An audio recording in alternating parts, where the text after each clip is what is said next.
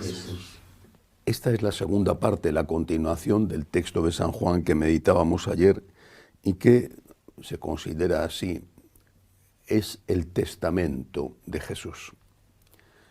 Las últimas palabras de forma tranquila que pronuncia nuestro Señor, porque a continuación, después de esto, va al huerto de los olivos y después del huerto ya viene la prisión, la tortura, la muerte. No fueron sus últimas palabras, las últimas fueron las que pronunció en la cruz y después de resucitado. Pero estas son las que dice antes de que empiece ese proceso final.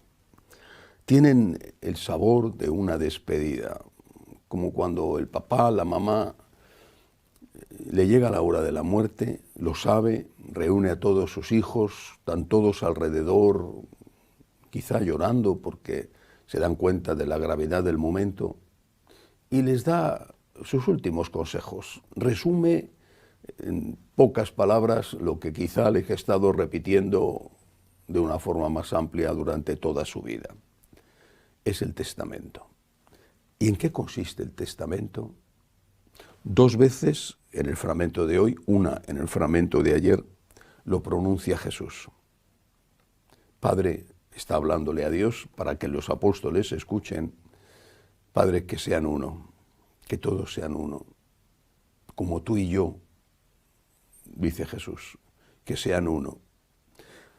Pero hoy añade, para que el mundo crea. ¿Cómo va a haber evangelización si no hay unidad?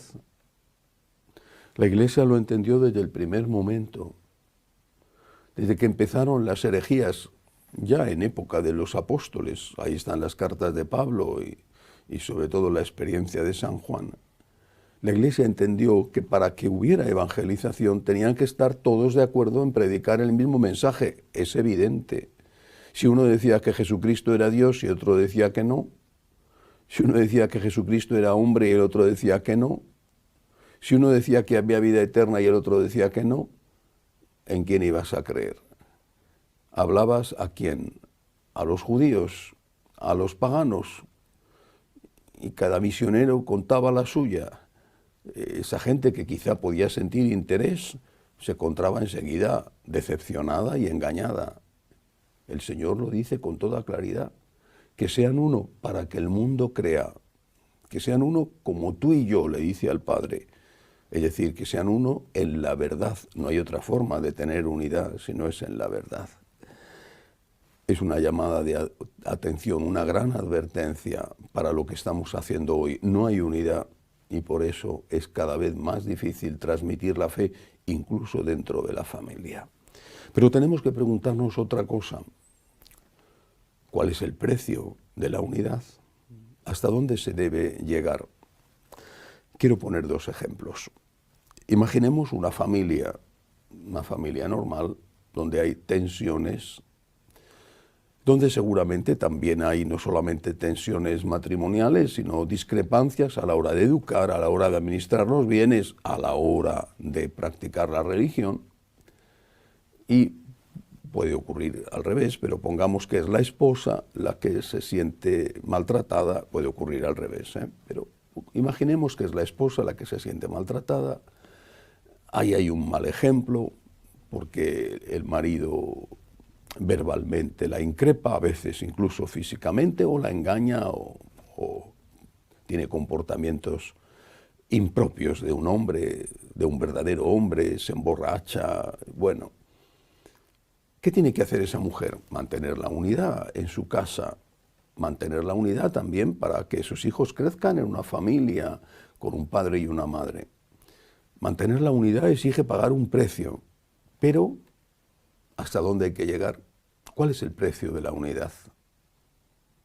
Esa es una pregunta muy importante, que requiere una contestación clara.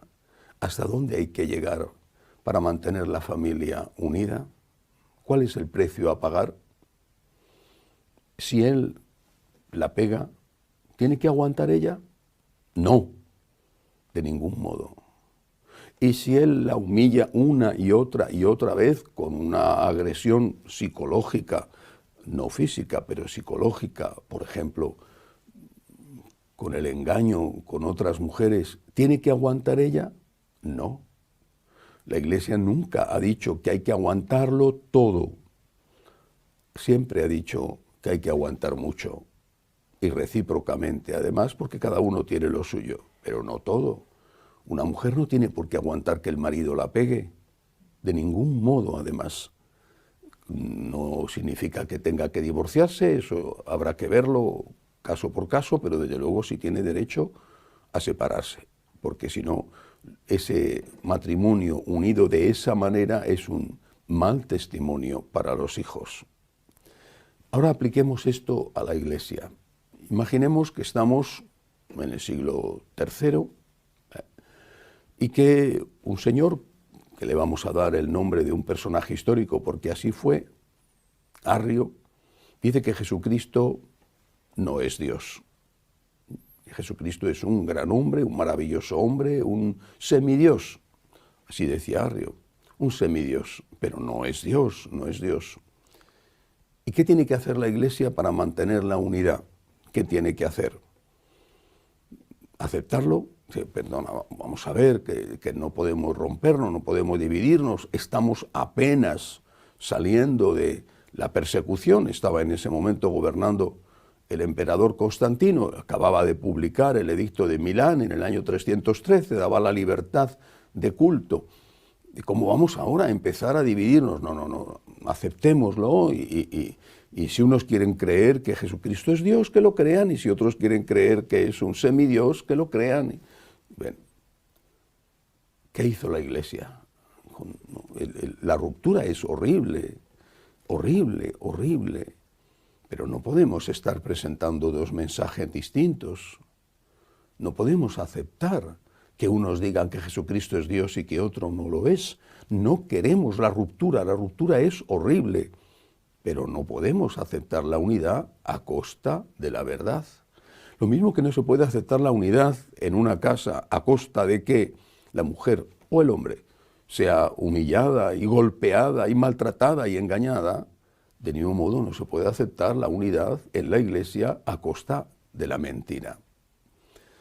Trabajemos por la unidad, siendo conscientes de que hay que ceder mucho, mucho.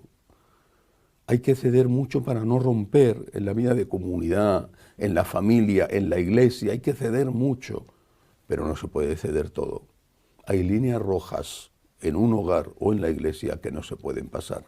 Trabajemos por la unidad, porque sin unidad no habrá evangelización. Que así sea.